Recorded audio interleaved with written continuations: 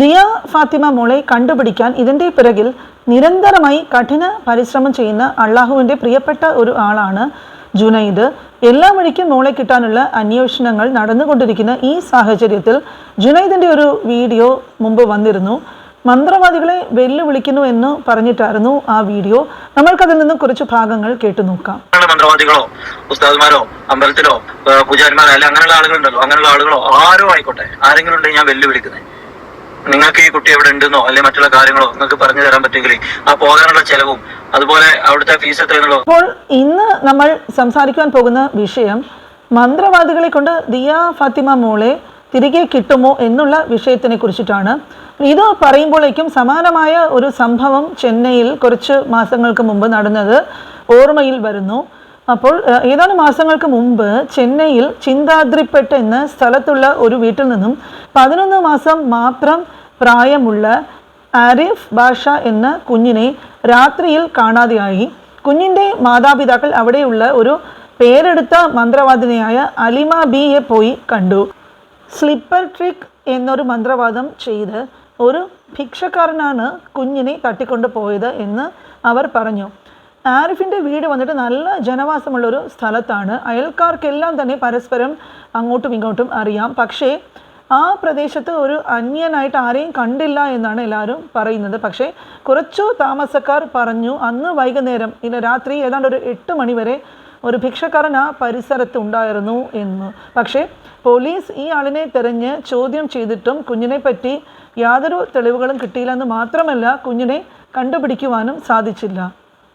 രാജസ്ഥാനിലും സമാനമായിട്ടുള്ള ഒരു സംഭവം നടന്നിരുന്നു. ലക്ഷ്മി കുമാരി കേസിൽ ലക്ഷ്മി എന്ന കുഞ്ഞിനെ കാണാതായി.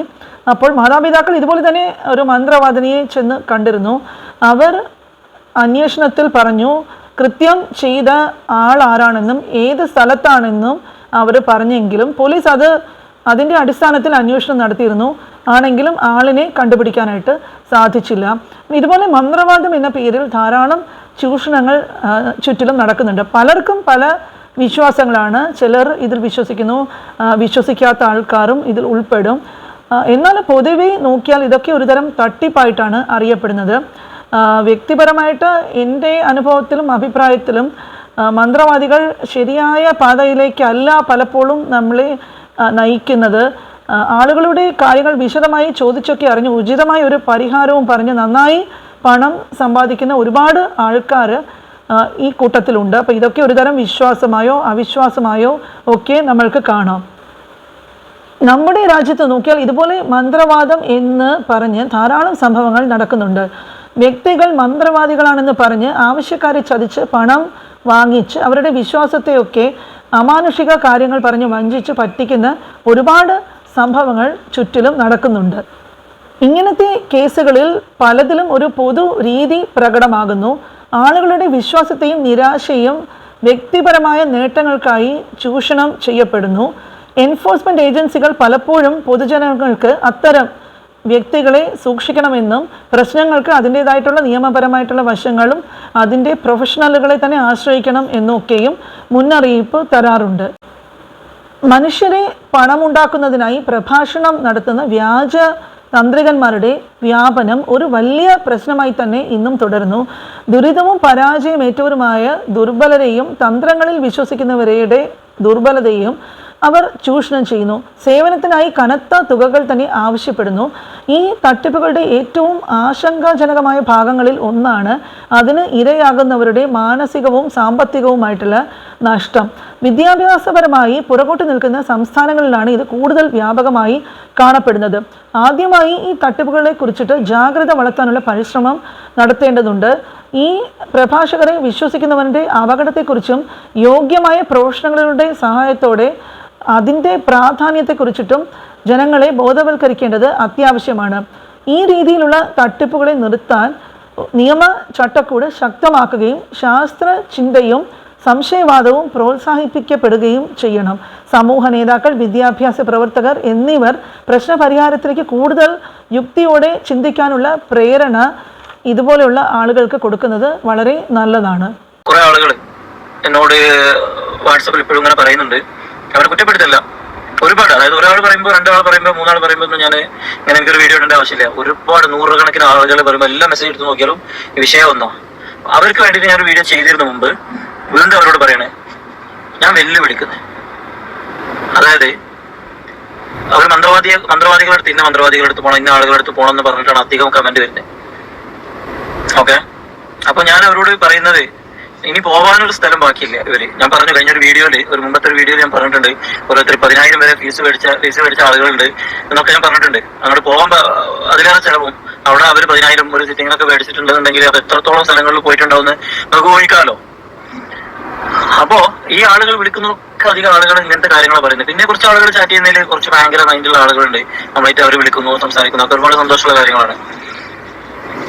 അപ്പോ എനിക്ക് കുറെ ആളുകളോട് ചോദിച്ചു, നിങ്ങൾക്ക് ഇതിൽ വിശ്വാസമില്ലേ, കാര്യങ്ങളില്ലേ എന്നൊക്കെ എന്നോട് ചോദിച്ചു. ഞാൻ പറയാം, എന്റെ വിശ്വാസമല്ല, ആ വീട്ടുകാർക്ക് അങ്ങനെ ഒരു ആഗ്രഹം. ഇപ്പൊ പലരും പറയുമ്പോൾ അവർക്കൊരു ആഗ്രഹം ഉണ്ടാവും, അങ്ങനെ അവർ പോയതാണ്. നിങ്ങളെല്ലാവരും കേട്ട് കാണും, വീഡിയോയിൽ ജുനൈദ് വന്നിട്ട് വെല്ലുവിളിച്ചിരുന്നു മന്ത്രവാദികളെ. അപ്പോൾ ഇത് തെളിയിക്കാൻ പറ്റുന്ന ഏത് വിധത്തിലുള്ള ആളുകളുണ്ടെങ്കിലും അതിനെക്കുറിച്ച് സൂചന തന്നാൽ അവരെ എല്ലാ വിധത്തിലും സാമ്പത്തികമായിട്ടും ഒക്കെ അവർക്ക് പോയി വരാനുള്ള ചിലവുകളൊക്കെയും കൊടുക്കാം എന്ന് പറയുന്നുണ്ട്. ഇവിടെ ദിയമോളുടെ ഫാമിലിക്ക് അങ്ങനെ മന്ത്രവാദികളെ ഒന്ന് സമീപിക്കണമെന്ന ആഗ്രഹമുള്ളത് കൊണ്ട് ജുനൈദ് അവരുടെ കൂടെ നിൽക്കുകയാണെന്ന് പറയുന്നു. അത് ഒരു നല്ല ചിന്താഗതിയാണ്, അവരുടെ വിശ്വാസമാണ്, അതുമായിട്ട് അവർ മുമ്പോട്ട് പോകട്ടെ എന്നാണ് ജുനൈദ് പറയുന്നത്. മന്ത്രവാദികളെ വിശ്വാസമില്ല എന്നും അദ്ദേഹം പറയുന്നുണ്ട്. അപ്പോൾ ഓരോരോ മനുഷ്യൻ്റെ വിശ്വാസവും വ്യത്യാസമുണ്ട്. ഇവിടെ ദിയമോളെ വേഗം തിരിച്ചു കിട്ടുക എന്നാണ് എല്ലാവരുടെയും ലക്ഷ്യം. ശാസ്ത്രീയപരമായി ഇതിനെ നമ്മൾ വിശകലനം ചെയ്യുകയാണെങ്കിൽ ശാസ്ത്രം അഥവാ സയൻസ് വന്നിട്ട് സ്വാഭാവിക വിശദീകരണങ്ങൾ തേടുന്നു. അന്ധവിശ്വാസങ്ങളെയോ സ്ഥിരീകരിക്കാത്ത അവകാശവാദങ്ങളെയോ ഒന്നും തന്നെ ശാസ്ത്രം ആശ്രയിക്കുന്നില്ല. ഇതിനെപ്പറ്റി പല അഭിപ്രായങ്ങളും പല ചിന്താഗതികളും ഉണ്ടായിരിക്കാം, പക്ഷെ അതിനെപ്പറ്റിയൊന്നും ഇവിടെ വളരെ ആഴത്തിൽ പോകാൻ ഉദ്ദേശിക്കുന്നില്ല. പ്രകൃതി പ്രതിഭാസങ്ങൾ മനസ്സിലാക്കാൻ പല തെളിവുകളെയും ശാസ്ത്രീയ രീതിയെയും ശാസ്ത്രം ആശ്രയിക്കുന്നു.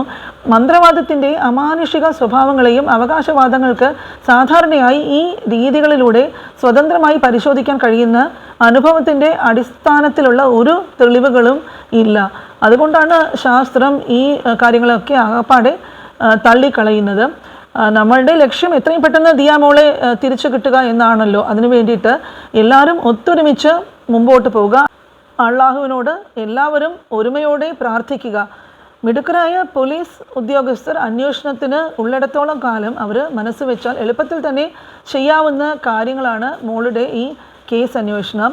അത് ഒരു നല്ല രീതിയിൽ മുമ്പോട്ട് പോയി എത്രയും പെട്ടെന്ന് മോളെ കണ്ടെത്താൻ ജുനൈദിനും അന്വേഷണ സംഘത്തിനും കഴിയട്ടെ. നല്ലൊരു വാർത്ത എത്രയും പെട്ടെന്ന് കേൾക്കാൻ ഇടവരട്ടെ.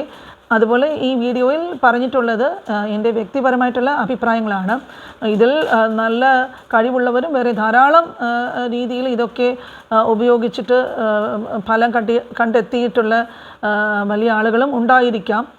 പക്ഷേ പൊതുവായിട്ടുള്ള അഭിപ്രായങ്ങളും ആളുകളുടെ വഞ്ചിക്കാതെ ആളുകളെ ഒരു സമൂഹ നന്മയ്ക്ക് വേണ്ടിയിട്ടാണ് ഈ ഒരു വീഡിയോ ഇവിടെ ഷെയർ ചെയ്യുന്നത്. എന്തായാലും നല്ല വാർത്ത കേൾക്കാനായിട്ട് എത്രയും പെട്ടെന്ന് സാധിക്കട്ടെ എന്ന് പ്രാർത്ഥിച്ചുകൊണ്ട് ഈ വീഡിയോ ഇവിടെ പൂർണ്ണമാകുന്നു.